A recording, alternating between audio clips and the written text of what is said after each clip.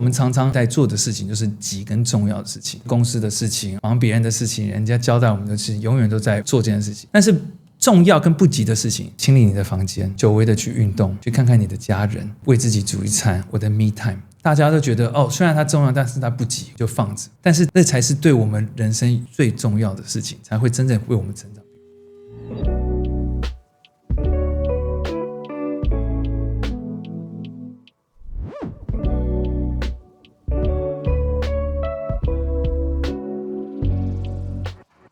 欢迎来到人生解扣方程式，我是节目主持人 Jaco。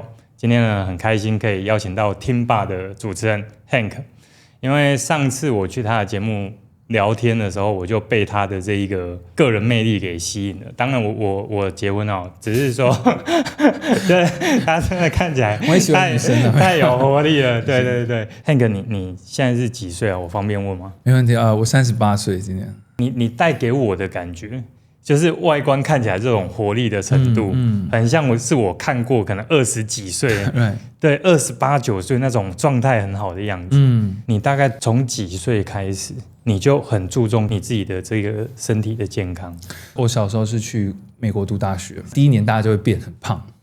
第一年就变很胖，对，因为你去了美国，可能开始自由了，你想吃什么就吃什么，不在家吃了，那也没有规定你要去上体育课，大家就开始放纵自我。然后你会看很多，以前会看一些电视和节目，人家就讲可能是一个中年男子，说你知道我以前高中、大学是校队的队长，我跟最漂亮的女生在一起。可是你看，就说现在这个中年秃头大叔，还有一个大肚腩，那时候就有埋下一个种子，就说我永远不想要像那样子。我觉得如果你的人生巅峰只在你的高中和大学，那很痛苦，所以我想要不断的创造我的巅峰，直到我不行为止。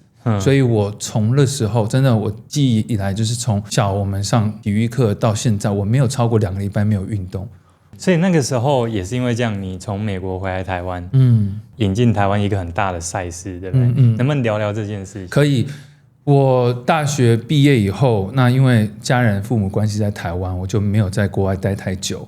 但是我回来的时候，我就一直想说，如果我今天要回来台湾，一定要做一些我想要做的事情。我发觉朝九晚五的工作不适合我，因为我在大学的暑假期间有去过像世界前100大的企业工作。那时候就觉得好棒哦，很光鲜亮丽。但是我就发觉这个工作文化好奇怪。怎么说？因为比如说主管会交付你一些工作，很好啊，你交付我工作去做，那可能我花的时间不用很多，我就做完了。那时候我就记得很清楚，5点下班的时候，但是我发觉旁边的人没有一个人在准备要下班的动作。我就很好奇，我说大家怎么了？他说没有，后面大老板没有走，大家都不能走。那我就站起来，我就去给我那时候主管我说，你要的东西我做好，如果你需要什么，你随时跟我说。但是我现在要去下班过我的生活。然后我就发觉原来上班族有一种思维。那我会觉得说，人生你已经奉献了8个小时在一天的工作加睡眠，你也没有多少时间跟自己，为什么还要做一个这个很奇怪的这个？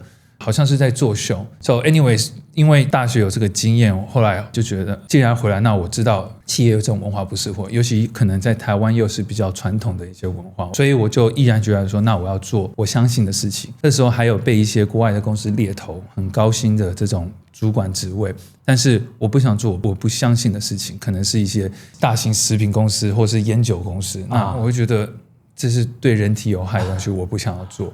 那我喜欢的什么？我的兴趣就是运动跟健康，所以那时候就认为说，健康的前提就是在于动。所以我回台湾，先是开了健身房，那同时间我也有开始做，那时候很盛行全民运动，对，路跑啊等等。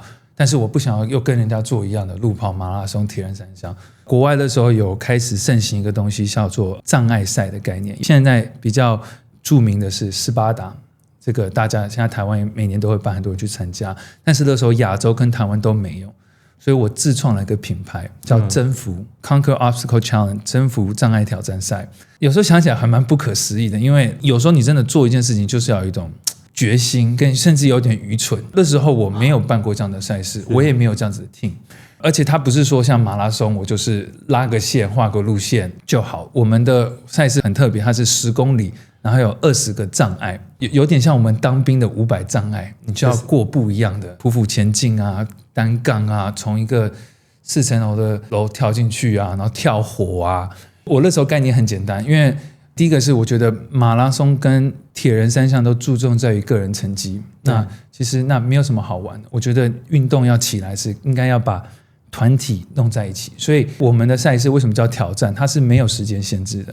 你今天你可以是一个沙发马铃薯，你可以从来没有运动过，也许你一关卡都过不了，可是你如果走完了，也许你也征服了你自己。我要的是这个概念。然后在途中你会发觉说，虽然你做不完，会有很多援手来帮助你。不认识的人，你要过一个那种高墙，它是2米3米高的高墙。我们翻不过去啊，那个是像当兵的，旁边的人就会说：“哎，你在我手上，或者上面抓你一把。”那个是我真的在我这个品牌中看到一件事情，然后是现在很少赛事我还看不到，因为大家赛事还是追求个人，我要的就是一个好玩，然后团体，然后一起去完成这件事情。那为什么我会说很蠢？是因为这场赛事是当时，也许现在还是就是成本最高的赛事。怎么说？我的第一场赛事我花快1000万。我那时候24岁，我把我那时候在美国赚一点钱，然后所有的积蓄就放在这个公司。那时候可能没有也不多哦，100多万而已，也没有很多钱，我就全做。虽然我是读商学院出来，我甚至没有想说我要怎么找到这1000万，当然就觉得开始卖票嘛，卖票就有。然后那时候还找了一个公关公司帮我们做宣传，因为新的东西想要搭配一些媒体什么。那时候公关公司说啊，那你预计多少人参加？我说我的目标是6000个人，我觉得台湾绝对可以这样做。那我们上限可以到7、8千、1万都没有问题。他说3000人就很厉害，我听了就很不是滋味。我说怎么可能那么少？而且3000万不用想，我一定赔本。那好在我们第一次出去第一场活动就来了超7000个人，哇！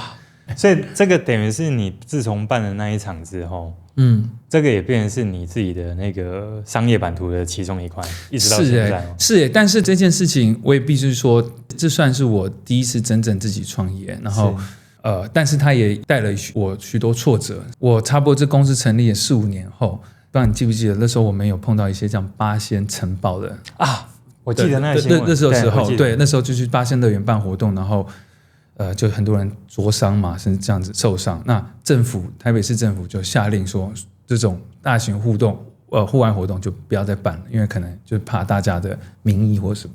那时候都是我办我第5场的活动，政府不跟你办了，我跟政府租借场地，我也开始卖票了，我的成本也下了啊。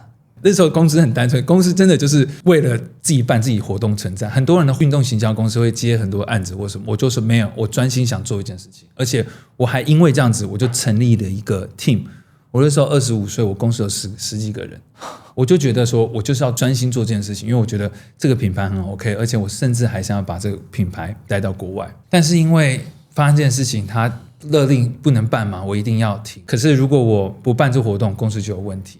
但是那时候我想，我也不想要因为停了，然后好像对不起这个支持我的这些粉丝或什么，所以我自己也就好，完全全额退费，来的我们就全部都退。那因为这样子，公司就陷入一些财务危机。然后我同时刚刚有讲到一个点，那时候我也有想要把这个品牌带去香港国际化。然后我们那时候当地找了一个这种也是运动行销公司合作有资源的，但是很遗憾的是，我汇了几笔钱过去后，被他们骗了那个钱。哇！那虽然有跟他签约，但是英国的法律跟台湾法律是不一样的。那你台湾的公司告不了英国公司，你要到当地，我还找了个律师。律师也拿了一笔钱，什么也都没做。哇，那时候真的是，那就是我一个人生的一个挫折点开始。所以那时候我还因为这件事情，我就去了大陆工作。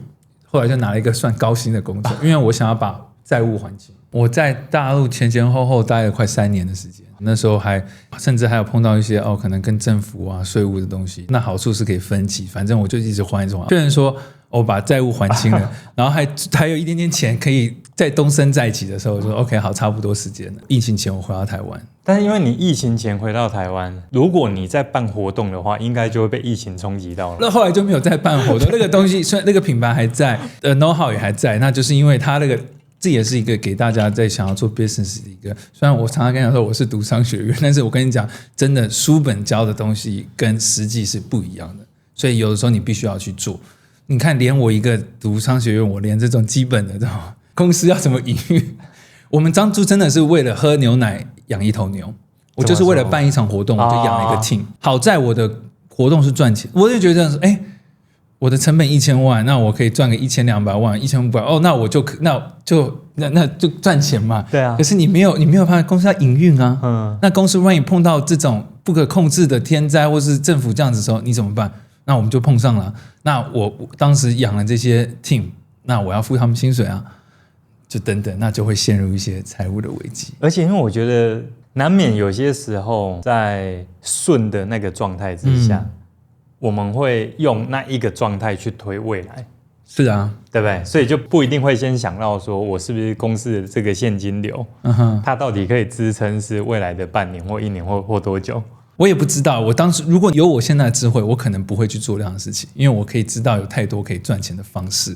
可是当时的目的不，当然做任何生意都是想要赚钱，可是那时候就是想要完成一件事情，做好玩的事情，做屌的事情。对，就是这种傻劲啊！你真的没有想太多。那所以像你后来回来台湾，你第2次决定再投入事业，你那时候是做什么？刚刚讲到大学就开始注重这个健康这些东西，然后从一开始的健康是注重于动这件事情，对，然后自己也不会不好意思说，外表还维持的不错，但是其实会发觉我们的这个身体其实常常容易觉得累，皮肤不好，精神不好，对，就发觉其实这个跟现代的生活有很大的关系，尤其是饮食。因为现代的加工食品、精致淀粉、糖类、酒精，这些都属于酸性的食物，然后包括我们的外食主义，我们长期吃到这些东西，那它会造成身体的发炎。那其实这就是我碰到的状况，然后就说那怎么办？那就开始研究饮食这些问题，尤其是食疗，就是透过吃真正的原型食物，让身体达到健康这件事情。所以那时候我每一天打绿拿铁。我觉得我个性有就是那个冲劲永远、傻劲永远就在。我觉得当我发觉一件事情对的时候，我就要去尝试它，然后我很喜欢把自己当做一个试验者去做这样的事情。所以那时候就开始每天打绿拿铁，而且你打绿拿铁还不是说我随便传统市场买的这个随便青菜，因为台湾说有机可能只是认为是无毒，那除此之外有机的时候，我们要再讲它里面的土壤的有机质。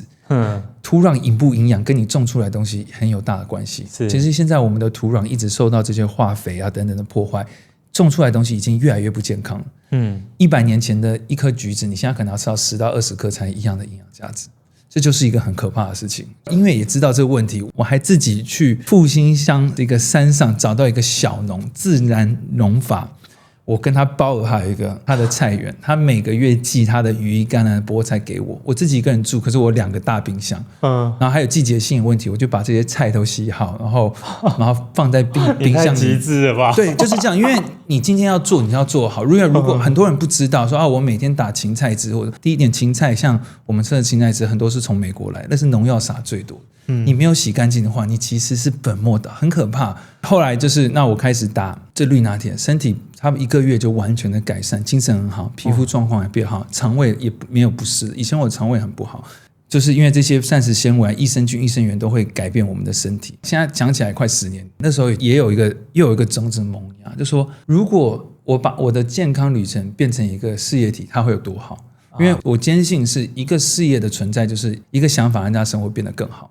所以我那时候就萌芽这件事情，所以我就开始又投入进去这饮食。因为不是每个人都可以像我找到一个复兴乡的小农，一般的人可能没有时间去买菜、备料、洗菜、洗碗这些东西，你这做起来可能要花30-40分钟。对，那我说如果可以把这个东西变成一包式的东西，让人家得到我得到的健康有多好，这就是我绿量的前身。我从这时候开始想要把它做成一个产品，这样子，后来就创办了绿量，把它变成一个台湾现在唯一的那种全天然食物形态的保健食品、健康食品。你是如何安排你的一整天？你同时有公司的事务吗？是，然后包含也有 Podcast 的节目，然后我看你其实你的限动算是我认识的人里面少数移动距离跟那个移动频率算很高的人，永远都不知道我在哪里，怎么今天又在山上，到底在哪里的？